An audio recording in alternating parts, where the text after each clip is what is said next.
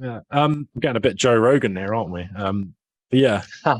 Hello, and welcome back to the fourth official episode of the Global Guessing Weekly podcast. I'm Andrew, and Clay's here as well, and we're joined by a very special guest, somebody that we actually met through our global guessing work. We have Ross here. Ross not only has a lot of relevant degrees, relevant to geopolitics, but he also has the brand AR Global Security, which focuses on the current and future state. Of geopolitics and statehood, cybersecurity, and all that good stuff. We're going to get into a lot of it in this podcast. So Ross, thank you so much for joining us and welcome. Hi, you're right. So let's talk about AR global security, how you got started with it, and sort of your mainstream series on that this week in geopolitics. I think I told you guys before about how I started, and like I can't remember exactly what I said, but if you want to go straight to the basics, basically I left university for my undergraduate degree in 2015, started applying for a few jobs quite unsuccessfully, and then this one company who I applied to, who weren't sort of like a big chain, if I can describe it that way, but they weren't small either. They just rejected me. So I thought, why not just make a company that's sort of similar to them and just grow to the point where I outcompete them. That was the pure logic behind it at the time. It was just sort of wouldn't describe it as vengeance, but Ambition. just that's what motivates you. Sometimes you got to do it. Exactly. And it seems to be going pretty well, right? You've passed Yeah. 100,000 followers on TikTok. You're getting up to Yep. 10K on your YouTube channel. I mean, things are going pretty well. How's that sort of success? How have you been taking it? And just what's that sort of experience been like, seeing that sort of explosive growth this quickly? To be really honest with you, the with the lockdown, it's actually sort of weird because it's just numbers on a screen. Like no one sort of. I haven't seen any of my friends or anything. I've been on a walk with a couple of them, and they said, "Oh wow, you've got 100,000 TikTok followers now," and it's weird. Like we see your videos on our For You page and stuff. So that was when it That's sort pretty of cool. the first time that it sort of hit home was then. But at the moment, without being able to go outside and see anyone, it's kind of like it's not really hit me the scope of it yet. Like 8,000, I think I'm nearly at 8,000 subscribers on YouTube now. It's not mega, but it's not, It's not nothing. It's not yeah. nothing. So it's kind of, yeah, I don't know how to describe it really, to be honest with you. I'm just grateful for people actually wanting to listen to what I've got to say. And then obviously I try and keep things focused on the actual stuff I'm talking about. Like a lot of people, I find especially, this is why I don't watch US news at all. I mean, I won't watch any US news because sometimes they make it a bit too personal, whereas I try and focus on the matter at hand and keeping it impartial. That's also another reason why I started the channel, is just the lack of impartial media out there. Like you read, I did a lot of stuff. Obviously, I studied Russia for a year, so I studied Russian foreign policy, and a lot of the time they're recommending like Radio Free Europe. Or have you ever heard of that before? No, what's that? I've heard of Radio Free Europe. Radio Free Europe was a. I'm not gonna. I can't say it was set up by the CIA because I Oh can't no. exactly remember that, but I think it was set up by an American. It's like US funded, I think. Yeah, so that was basically to get news to people in like the USSR, I think, into the communist bloc, and we get recommended a lot of that for my course, and it's just it doesn't it does the job, but it's quite biased towards Russia, if you get what I mean. I mean, obviously, what the Russians do isn't perfect. What the US doesn't perfect. What the UK isn't perfect. But I just think sometimes you need to keep it just impartial and let people see like.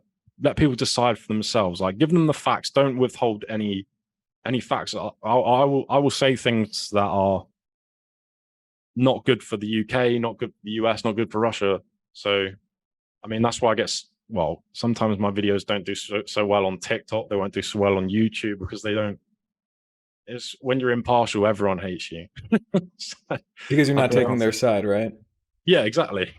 But Exactly that. I have noticed that, at least as of right now, like your comment sections tend to be at least pretty positive relative to the larger internet Yeah. conversation that happens around geopolitics. And I think probably that impartiality is really helping you out there because Yeah.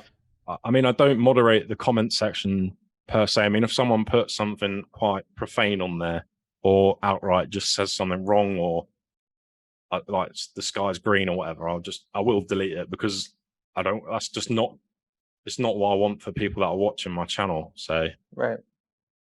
but Right. yeah. As Clay mentioned, one of your most successful series is This Week in Geopolitics. Yeah.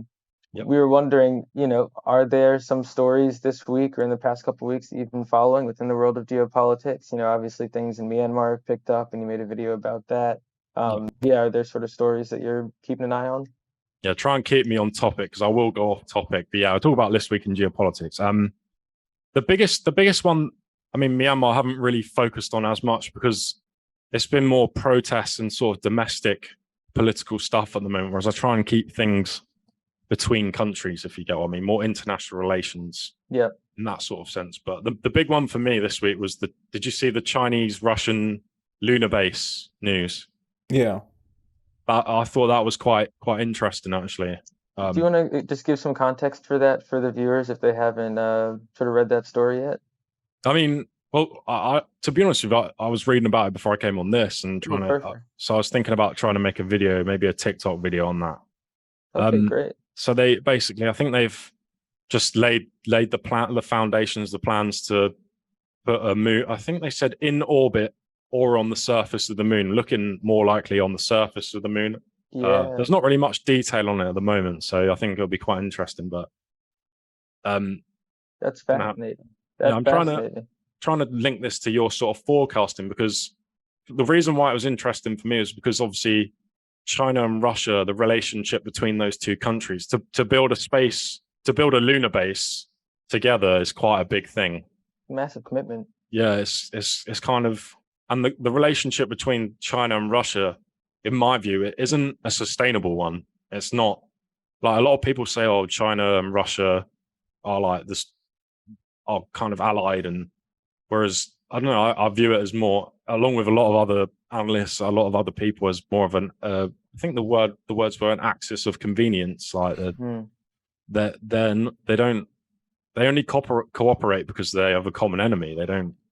Yeah, because I mean, China and Russia themselves have their own disputes, especially like inside into Asia, around like Mongolia. There's a lot of disputes there. Central Asia is a big competition, is a big field of competition for them.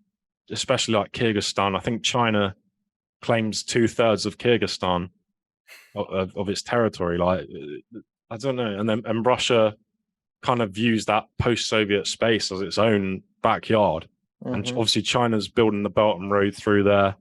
I don't know, and then the biggest one for me between Russia and China is Siberia. It's just like, so a lot of people don't really talk about it, but so I did an essay on it for when I was at King's, when I was studying Russia, and Siberia is a big point of contention. Like, obviously Russia took a lot of land from China back in the day, and a lot of that land now has resources.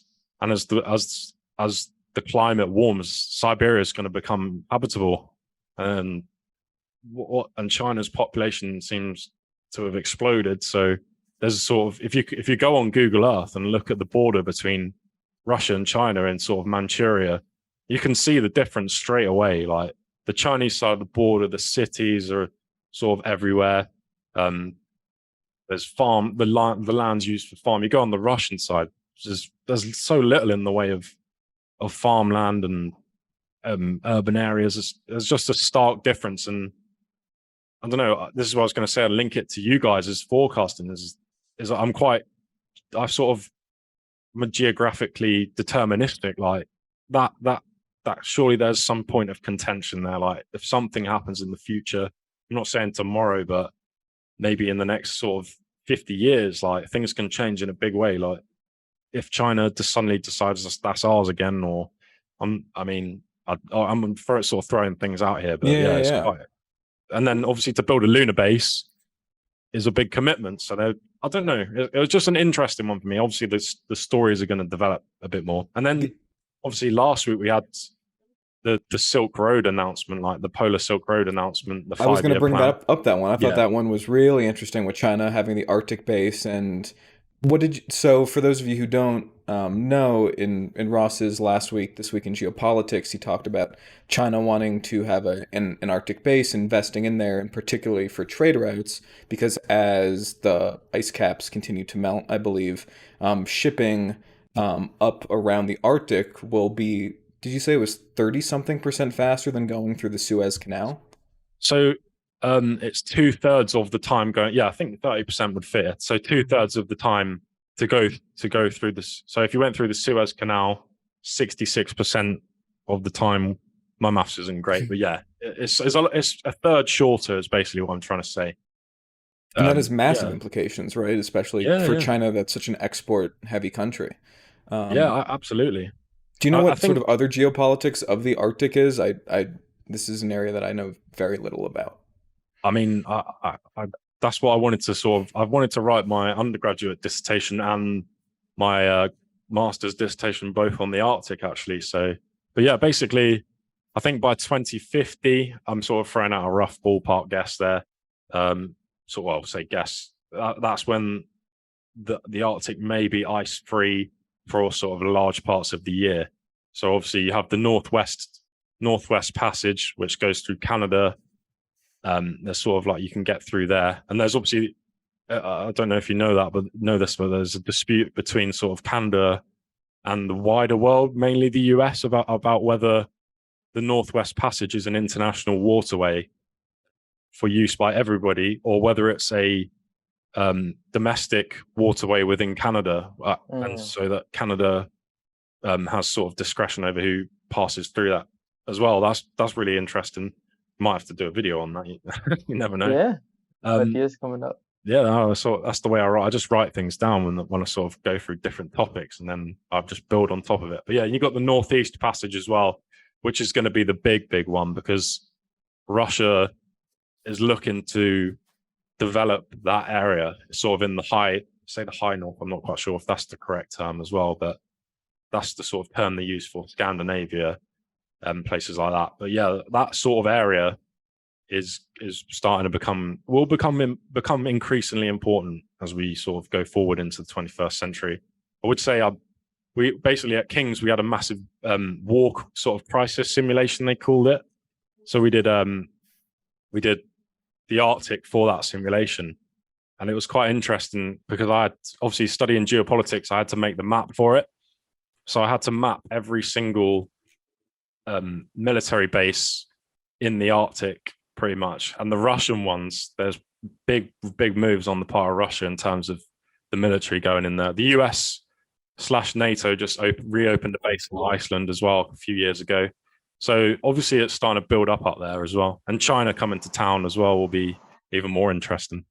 Do you think, I'm pretty sure that in the Arctic there's a really large supply of like undiscovered oil and like other natural resources. Do you think that's part of the sort of land grab, so to speak, that's going on right now? Huge part of it I completely forgot about. But yeah, on top of that, you got huge oil reserves up there as well. Most of them in the Russian exclusive economic zone. Mm-hmm. So I think that it'll be a pretty straightforward game actually in the Arctic, sort of delineating the boundaries of the exclusive economic zones. And obviously, well, I think I don't know how much you know about sort of maritime law and international law. Sort of like the distance from shore out into the water that you have sort of sovereign reign over. Yeah, so you get so each country gets 12 miles of territorial waters, which are sort of their waters. I mean, I think ships can pass in it if it's sort of a reasonable sort of thing, but then you also get 200 nautical mile exclusive economic zone, which you have the rights to exploit the resources in there.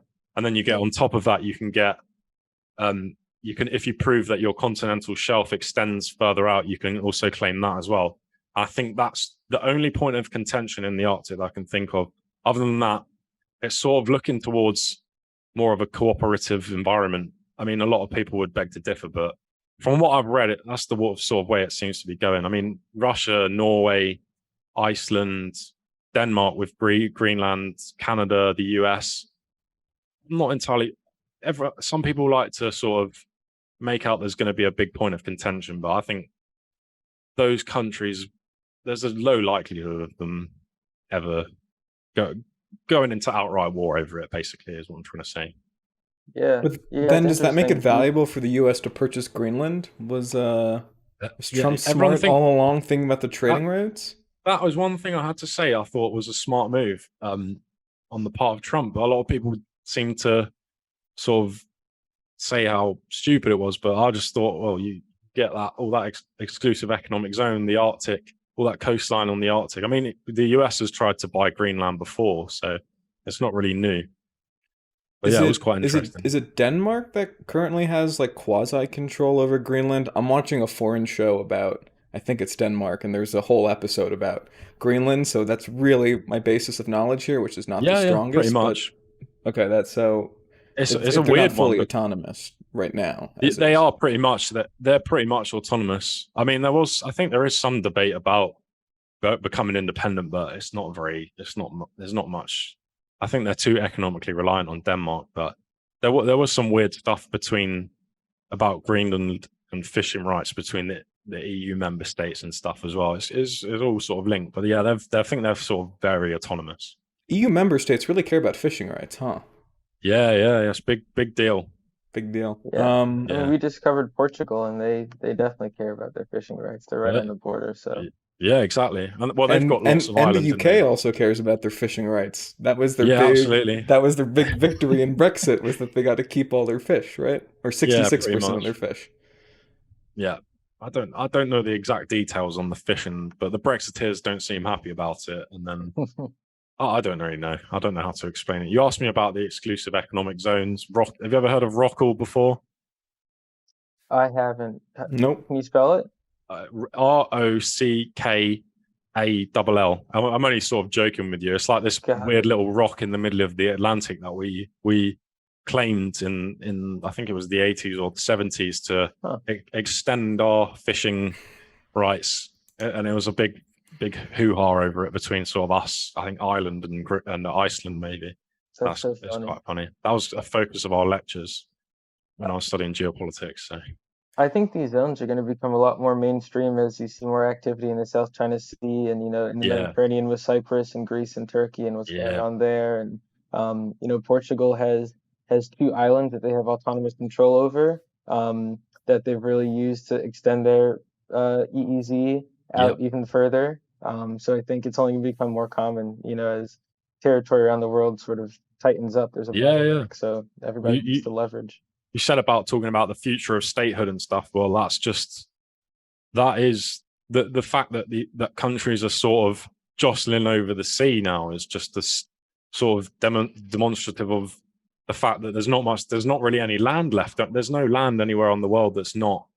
It sounds fairly obvious, but there's not the space that we have is starting to be used more and more for different things, and the countries are turning to the sea because you just look at sea farming as a technology that will come in the future, oil, resources. Yeah, and actually, you just mentioned that Future of Statehood video, and actually, we'd like to talk about that a little bit because that is the first episode in your ARGS Classic series. I thought it was me and Andrew have both watched the video and we're both big fans of it. It was really interesting. I believe you derived it from your master's thesis. So I was wondering if you could first just sort of give a sort of brief summary of the argument that you make in that video. I also have on my left, which I'll show the viewers when we get to it, the sort of vertical, horizontal layout diagram as well.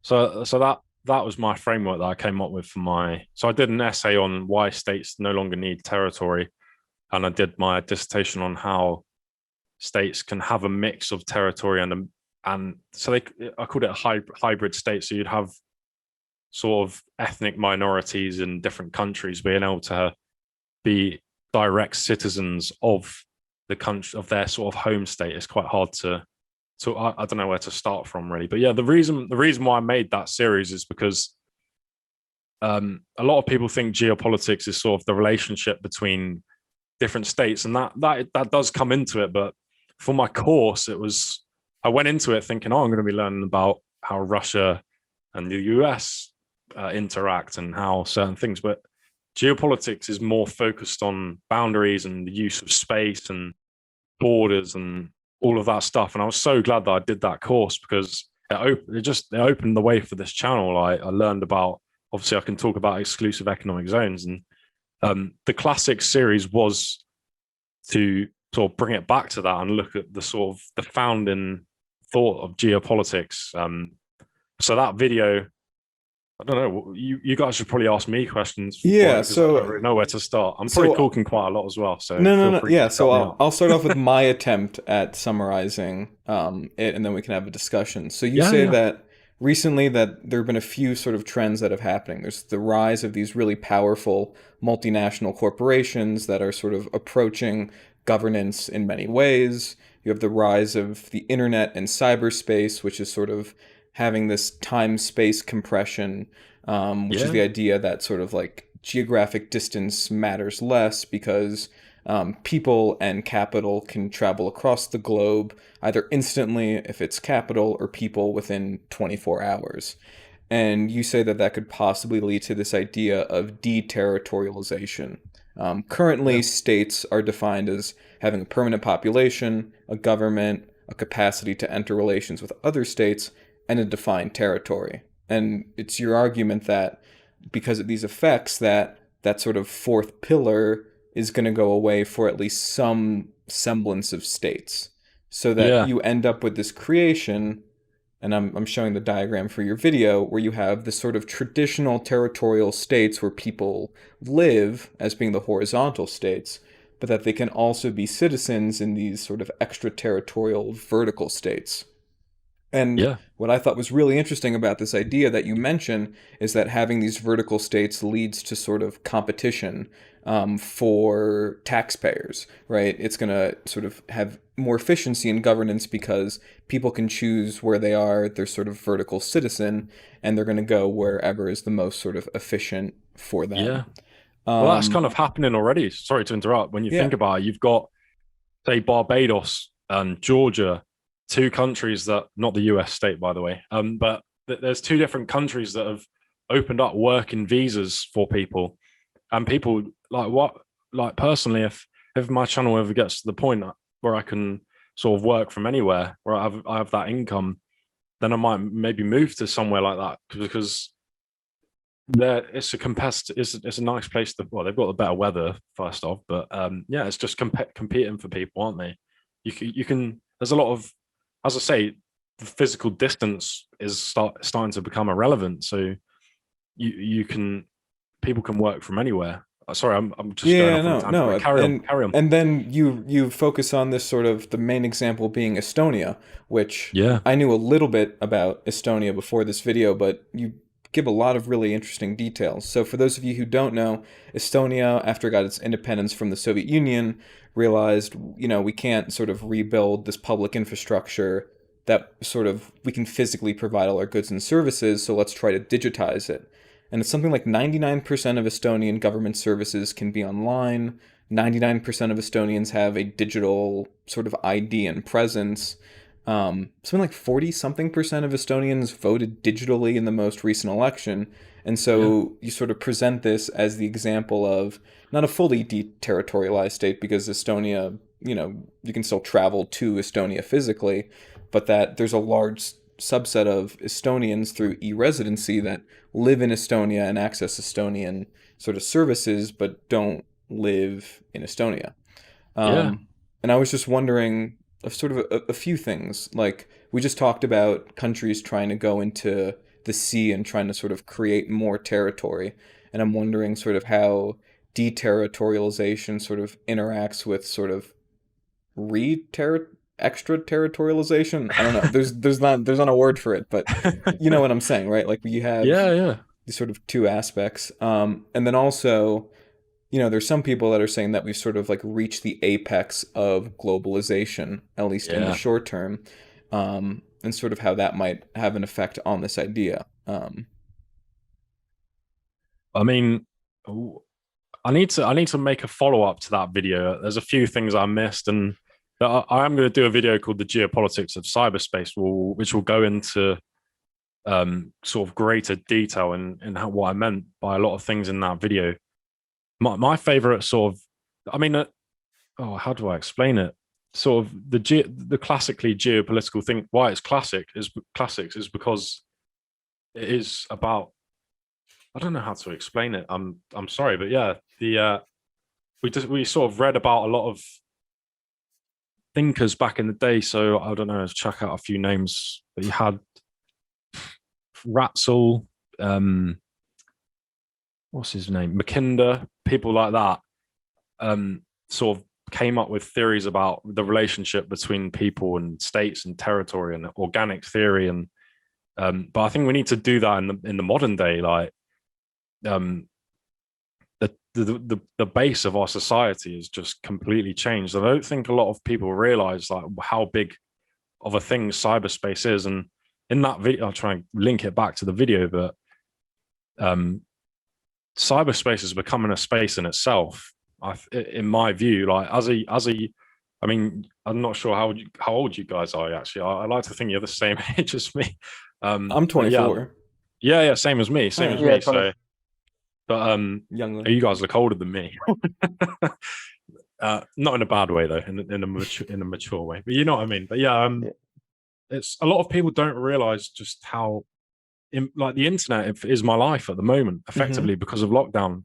Everything I do is, and I interact more with people over the internet than I do in real life, and obviously that has implications for things. And yeah, like I mean, like just to jump in, like I think our generation is one where our sort of ties are, yes, both towards like I am an American, you are British, but yeah, also the sort of internet communities that you're a part of, right? When I was in high school, I would say a larger part of my identity than being American was being in the Call of Duty internet space, and that for me was the dominant factor. If you were to say like where do your allegiance lies, I mean, it probably went there first.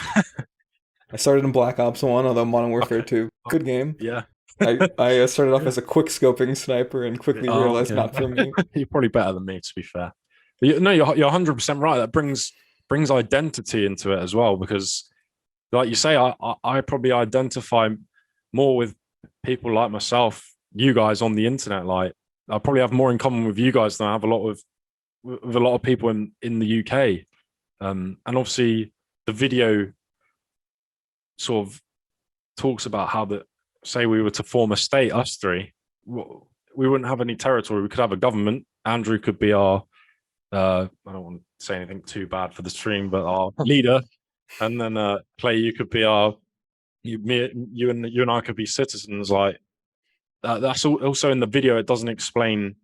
I focus a lot on corporations, but I should have also probably mentioned how people could just get together and make their own state. What's to stop people and provide their own services? Yeah. I mean, even 100%. Had that kind of in a really small sense during the COVID thing, with people providing their own sort of education with those sort of learning pod bubbles. And I know that's sort of very disproportionately a very privileged side that created their own state. But if we're looking at who generally creates their own states historically, I mean, the Bolshevik Revolution is its own thing, even though there were a lot of elites, but it tends to be those people that create the states in the first place anyway. It's such an interesting idea, this idea of sort of having these two citizenships, because, you know, Facebook and Twitter do provide services to people that government doesn't. And so in some way you sort of are a citizen of the Twitter universe in a way. Yeah, absolutely. I mean, Google, all my videos are written on Google. I get paid by Google for AdSense for my videos. I use Google Maps every day. I mean, Google, that's sort of something I didn't mention, but which I certainly mentioned in my dissertation, was I interact with Google more than I interact with the British government on a day-to-day basis. It is the way it is. And I think the state system needs to reflect that in some ways. There's like you say, Vladimir Putin. This was in This Week in Geopolitics as well. a few weeks ago said that many of the US social media giants are now competing with states, and I have to say I agree. It's just Facebook, like the Arab Spring, for example. Facebook was instrumental in that, and it's just a very powerful tool. Do you think that any of sort of this deterritorialization that we're talking about comes from, the fact that in a lot of regions around the world, these states aren't natural occurrences. They're very much sort of artificially formed. And so in that way, it makes sense that they might be sort of crumbling because they weren't founded on, something that was too solid.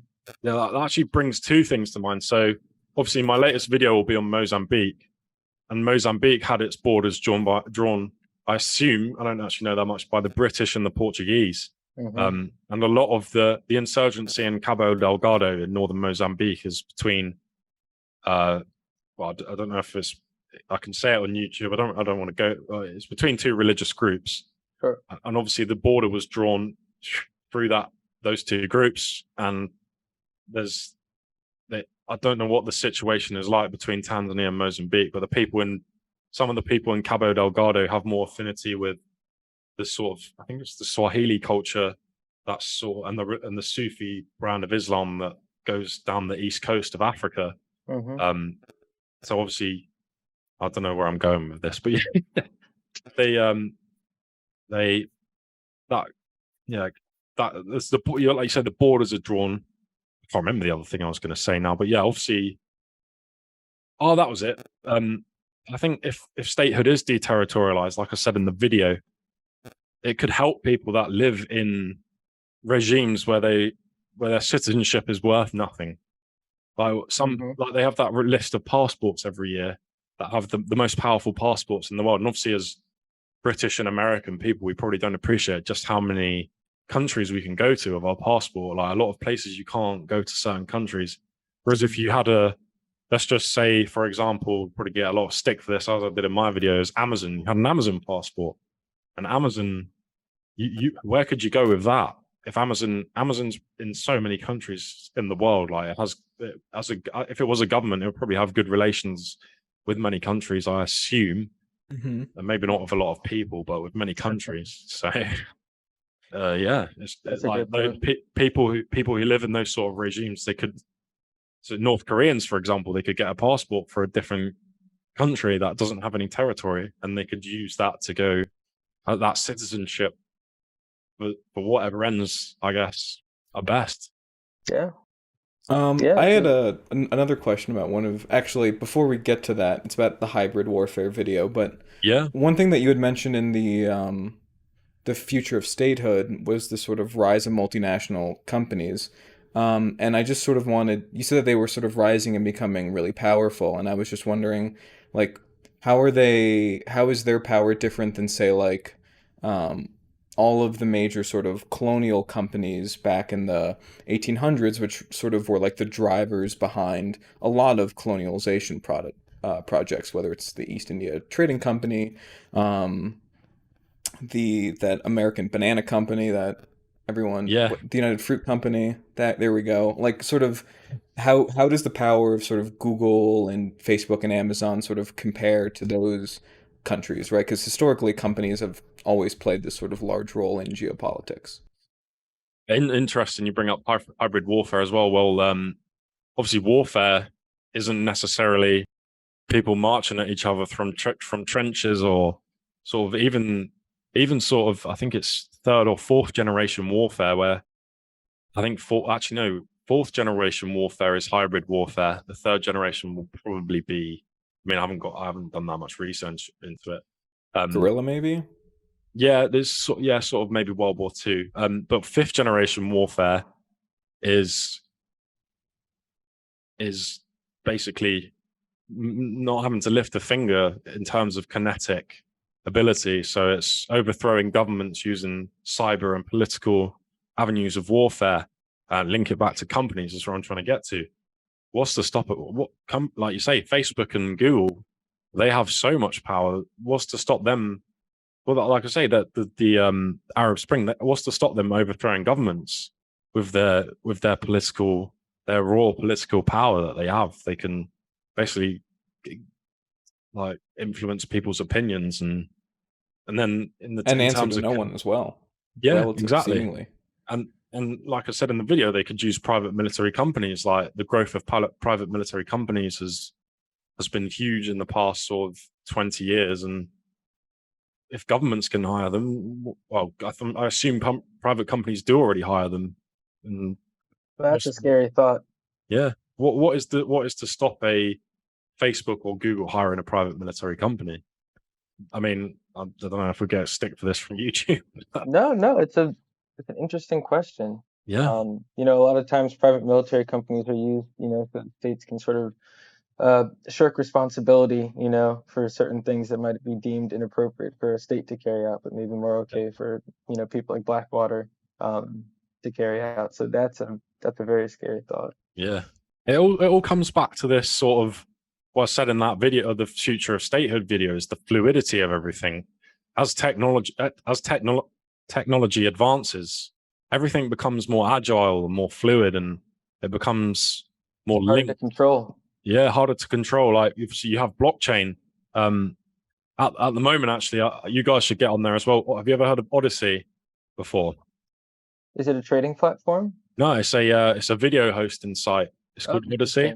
Interesting. I mean, if I could, I would like to move. Like I would happily focus on Odyssey because it's cryptocurrency based. Everything on that website is on blockchain, so it can't be deleted from the internet by people that Right. might want to. I don't know. And you also get paid in cryptocurrency for your videos. So if someone watches your video from a signed in account, you can get like sort of 20p a view. 20p. I don't know what that is in cents, but it's a good return. 20p of you? That's a really great return. Wow. Yeah, that's what I think. I think that's what it said on mine. I don't quote me on it, but Yeah. No, that's quote very Ross. interesting.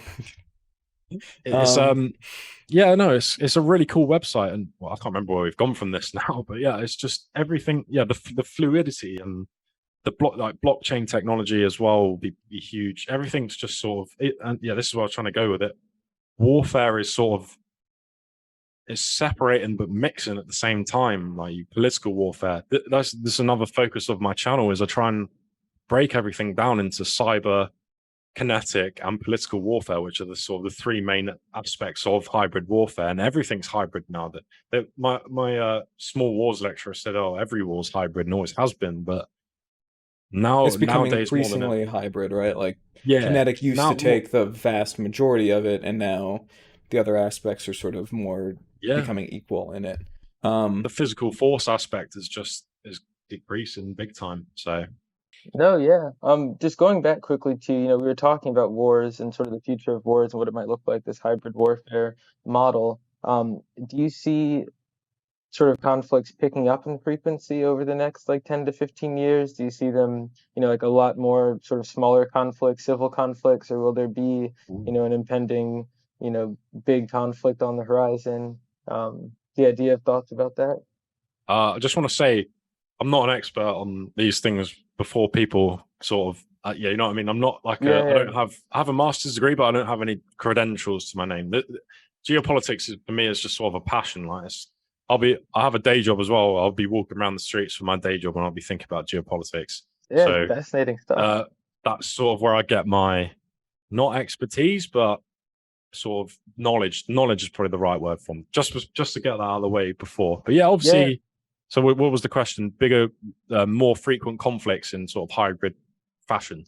Yeah. Do you see like more conflicts happening on a smaller scale, or, you know, fewer but they're larger conflicts, or, you know, just trends in general? Well, I actually couldn't tell you. I mean, obviously the world is becoming more multipolar. Sort of a cliche thing to say nowadays because everyone that does international relations or geopolitics says that. But it is trending that way. But obviously the US is still out on top. But yeah, no, in terms of smaller conflicts, I don't know, perhaps. I'm just thinking, I feel like hybrid warfare sort of levels the playing field, so to speak, right? Like there are some countries that maybe didn't have the military force to be able to, you know, survive a conflict or initiate conflict with another state. But now that you're able to, you know, damage another country through cyberspace or other means, it feels like, the opportunity for conflict is now rising. You've brought an example to mind straight away there. You've jogged my memory, but look at the United Arab Emirates. Have you watched my video on the United Arab Emirates? Sort of plug my own channel a bit here, but I haven't seen that one yet. What's it about? It's quite it's a fairly old one. It's not great quality, but the United Arab Emirates is starting to make big moves, like in the Red Sea area, the Gulf of Aden, Yemen. It's not publicized really at all, but trying to link this in the Red Sea, right? Sorry, it's this video right here. Yeah. So obviously, everything I talk about links in a certain way, if you know what I mean. This is what I was saying about everything merging into one. The Right. United Arab Emirates is hiring private military companies and sending them to Yemen. Well, it's not in the official capacity, if you get what I mean. I don't want to Of course. outright say it on here for misinformation, but Allegedly. yeah. Many people are saying. Yeah, and they're using hybrid strategies in those countries, like they're gaining political influence by buying up ports. I think Dubai Ports World is looking at Eritrea quite a lot. I think it's Assab and Massawa. My pronunciation is terrible. Djibouti, they just got kicked out of Djibouti a couple of years ago, I think. The Djiboutians sold their port concessions to the Chinese, I think, or yeah. I think that's the only Chinese military bases in Djibouti. Yeah.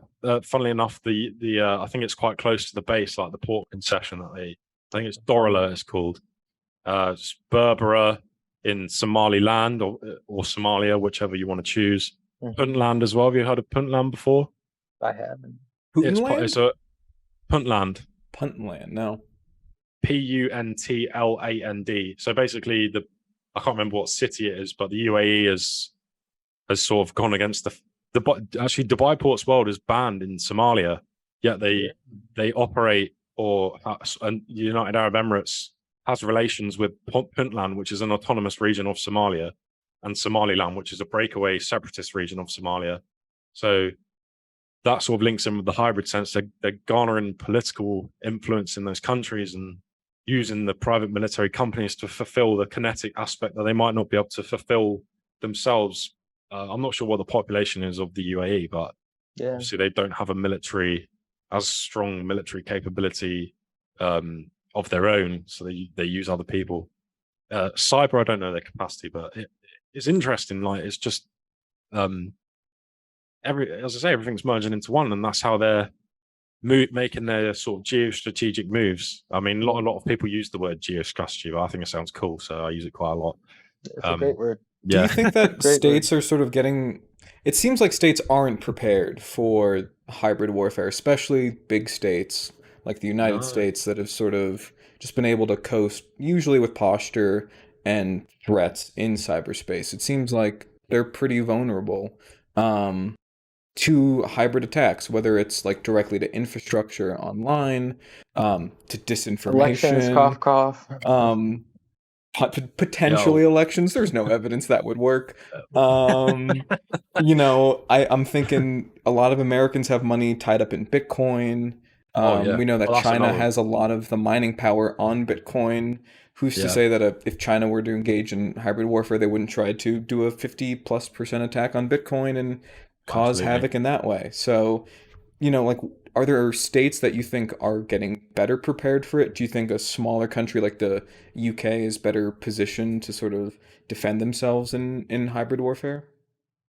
So the UK and the US, I mean, as I say, I'm not an expert, but it just seems like we're a bit slow at the moment. Like we're not like Except Russia. Except for vaccines. Yeah, we're pretty good at that. We can give ourselves that, to be fair.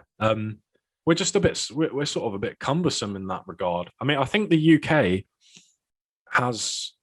is starting to move towards it. I'm not sure about the US, but I think we were going to have an army without tanks at one point, or there was some sort of news story about us not having any tanks anymore, because what use are tanks? You just get a drone to blow them up. Like, and you look at Nagorno-Karabakh, Turkey won that war through giving the Azerbaijanis drones. It's just the technological side of it. But yeah, what was the question again? The states are different states are. Yeah, like sort of like which states, if any, are sort of positioning themselves better to handle it. Russia, 100%. Russia has quite obviously with this collapse of the Soviet Union. I think their military just fell apart and was. I remember learning about the Chechen War and people, the soldiers selling their weapons because they were so poor, and then they were selling them to local militants. And obviously now that's sort of turning around, and they're sort of thinking to the future. They don't have the it's like you say, Estonia didn't have the resources. It built a digital state.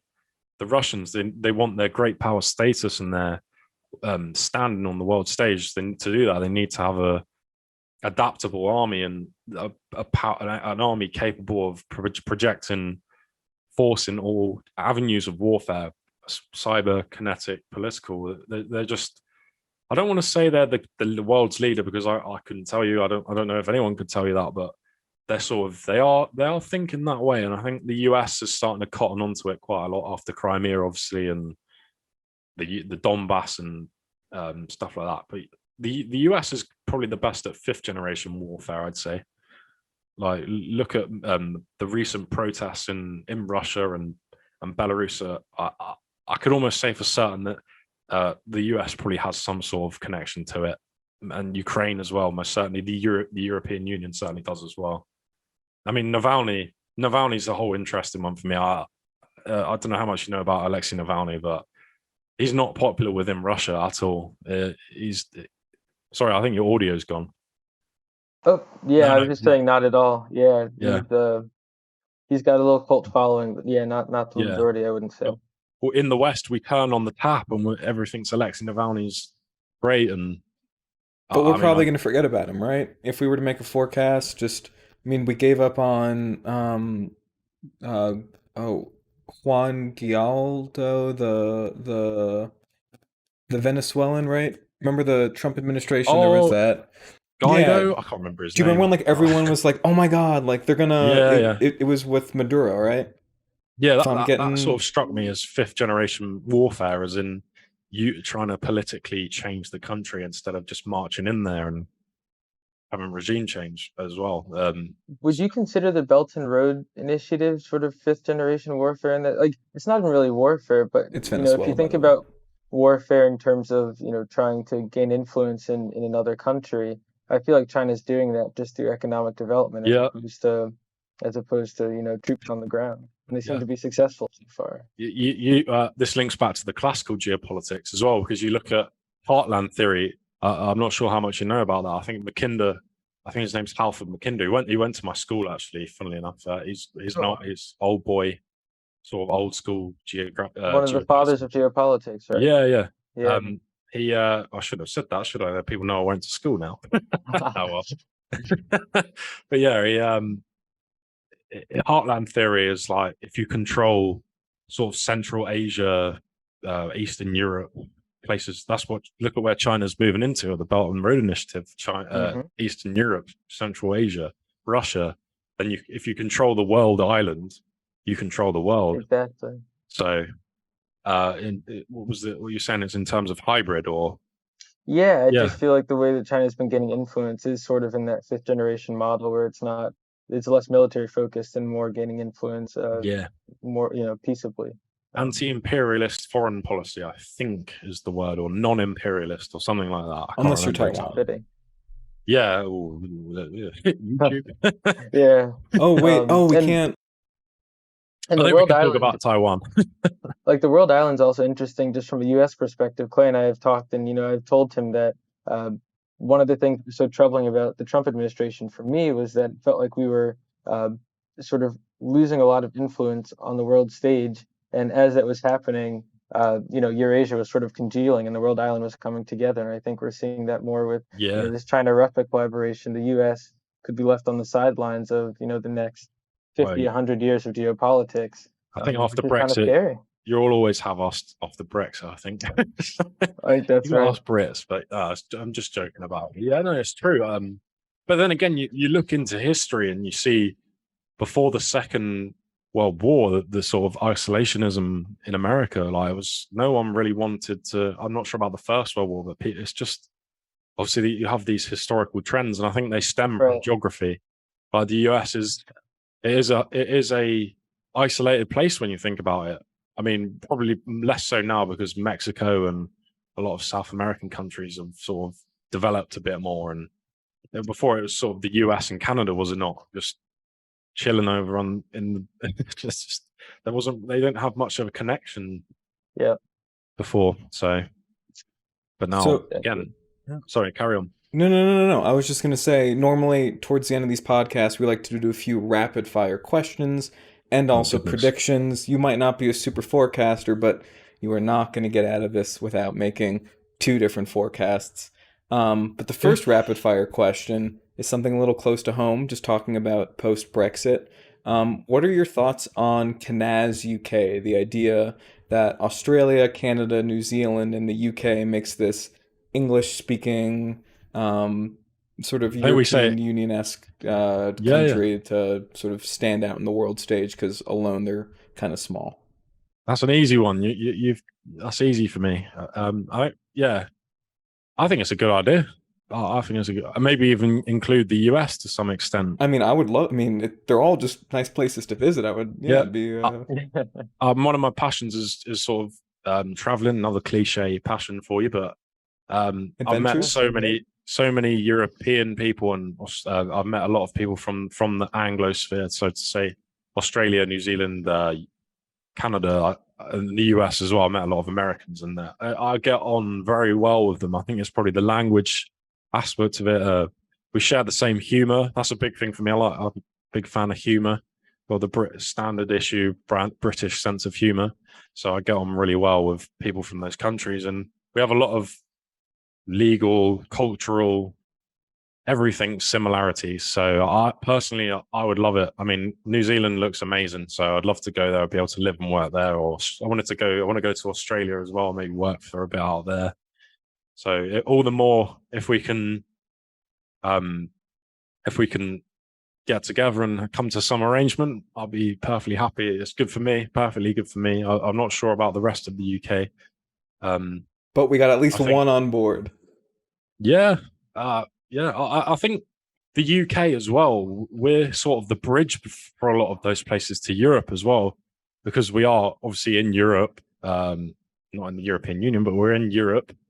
We're close by, we're neighbors. We are a European country. But at the same time, we sort of look out to those countries, the US, Canada, New Zealand, Australia, as I don't know, we have an affinity with Europe, and we have an affinity with those other countries. No matter if we're in the European Union or not, I love Germany. I love Latvia. It's one of my favorite countries. I absolutely love Lithuania. Poland's great as well. Can't say anything about France.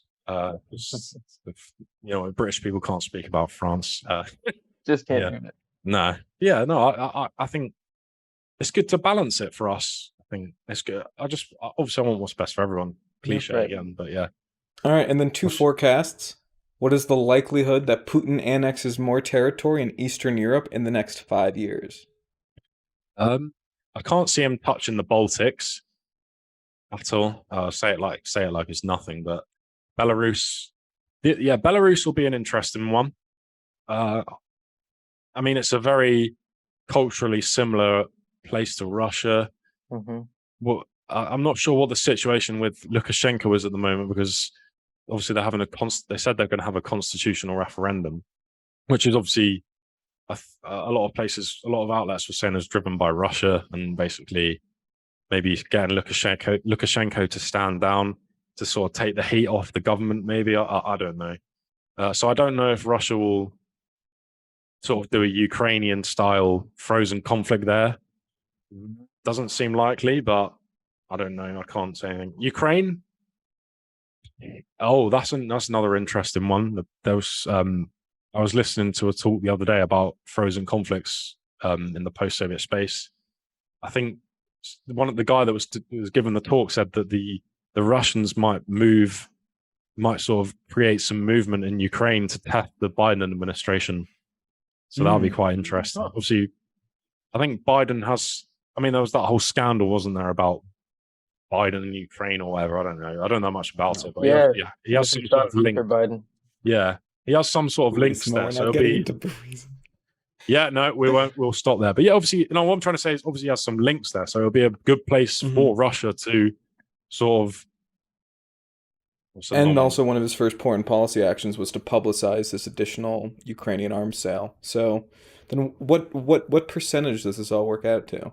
You can't just say unlikely. We need a number that way. Do you class Georgia, Azerbaijan, and Armenia as part of Europe as well, or I'm not sure, but I don't think that. Well, anyway, I'd say 10%. Throw it out there. Okay, You can cut the Biden part if you want as well. No, everything stays. And then No, that's fine. the second forecast is, what is the likelihood we credibly detect alien life, cellular proto-organisms in the next 10 years?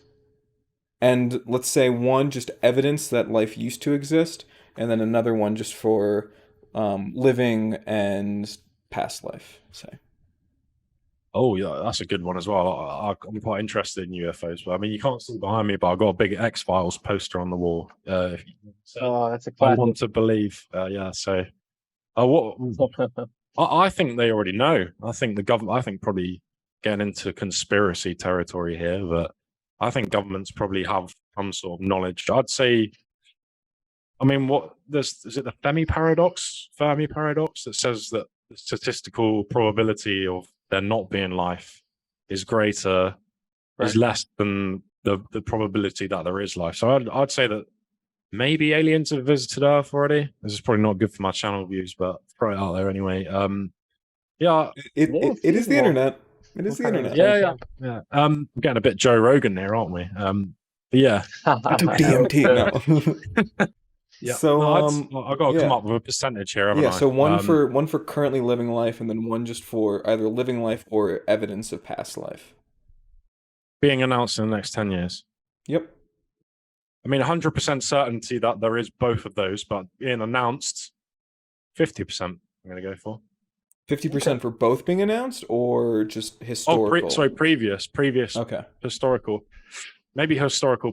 Bump it down to 20. But I reckon they'll announce that they've found alien life, and probably in the next decade.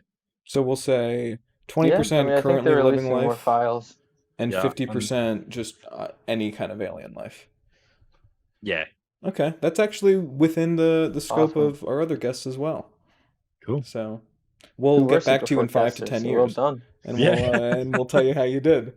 We can hopefully talk about it over a pint at one of London's lovely pubs, fine establishments. Or we'll go to a Spoons. So before we close out, if it's about drinking, you can talk about it. I mean, go ahead. Yeah. But before we close out, we wanted to give you a chance just to once again plug your different channels and the stuff that you're working on. But also we just wanted to ask, as we close out, what you have planned for the future, what your and our viewers can look forward to coming from your channels in the near future. That's a good one. Both linking with each other, what I was going to say anyway. So number one, more cooperation with you guys, hopefully. It'd be good to get more stuff, maybe even do a series together or something like that. I'd throw it out there, whatever. Excellent. I want to set up channel memberships on YouTube as well. And within that, I want to the name I'm going with at the moment is the ARGS Intelligence Hub. So where I can't put out a video on everything at the moment, which I'll keep it to the future part of what I'm going to say. But yeah, just posting links to news stories, making my own sort of images, like I don't know how to describe it, not sort of magazine style images, but different maps and graphics. That's the word, graphics on stuff, and posting that in the community section, and keeping people engaged in the channel itself, making it more than a YouTube channel is what I'd like to do. That came out pretty well. It sounded pretty good. Good advertising. It sounded great. That's exciting. I want to just make things a bit more interactive, and maps. Obviously, I love maps. I did geopolitics. That's why I got into geopolitics. I could if you put a US map of the US in front of me right now, I could do every state for you, I reckon. That's better than me. It's better than me. I can't do that, I don't think. Yeah, it's better than probably a lot of Americans. Yeah, don't actually do it. I probably could. No worries there. Yeah, putting stuff like that up, and eventually when I build to more subscribers. I want to enhance that as well. I should probably get my plan out there. I made a sort of plan of where I want to go. I want to get to the point where I can go to places like the Red Sea. I'd love to be able to go to the Red Sea and do some live reporting there, or head over to, I don't know, actually I'd like to say Central America. Chile is one I'd like to go to. So one video, let the competition know, here's the Mapuche conflict in Chile. I'm going to do a video on that. I don't know if you've heard of that before. I haven't. That sounds really interesting. Clay and I are actually talking about potentially getting down to South America at some point too. So, if all the trips line up, let's make it happen. Yeah, there you go. We can do. I want to do documentaries on stuff, so I'd like to go to places like. I don't know if you watched much of Vice News back in sort of the day. Old Vice was really great. Back in the peak Vice, yeah. Yeah, sort of 2014 Russian roulette series was just. That's what got me into geopolitics and politics.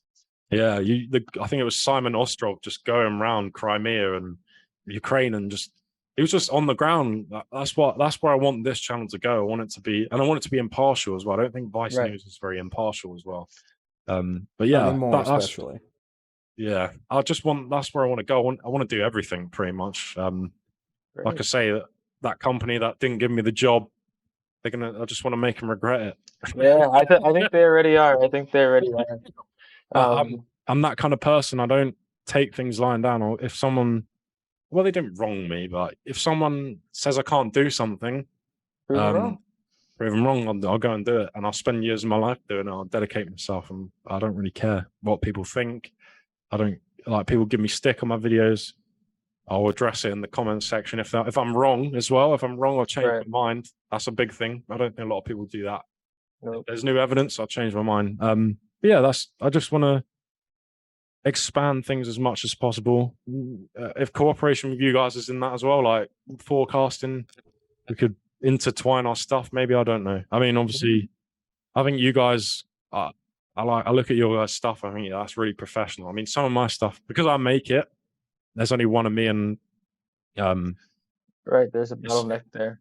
It's not as polished. I really like the look of your website and everything in your podcast, and that's where I'd like to get my standard to, is just that sort of slick level. It's really cool. Because we actually love your videos and the way that you do all the graphics on that, especially the way in which you do Google Maps. I think this is and also the way in which I really like the B-roll footage you look. I think you pick some of the coolest shots. I think on the most recent one, when you had the fighter jets come in, I think I really like the way your videos look. So you guys can find Ross. His website is arglobalsecurity.com. On Twitter, it is at arglobalsec, and his TikTok is arglobalsecurity. All of those links and more will be down in the description below. Ross, thank you so much for taking your time today and speaking with us. We know it's very late over in the UK. And that is Global Guessing Weekly Podcast, Episode 4. Thanks, everyone. Just say to the audience, come over to my channel. You'll notice I reply to all of your comments as much as I can. Even on TikTok, I have 1,000 comments on some of my video. If people like my stuff, I'll go through liking every single comment, because I really do. Subscribe, go follow. Go support the AR Global Security community and become part of the hub at some point when it launches. Absolutely. All right, and now that is the ending. All right, thanks everyone. Lovely to speak to you guys. Thank you. Bye-bye.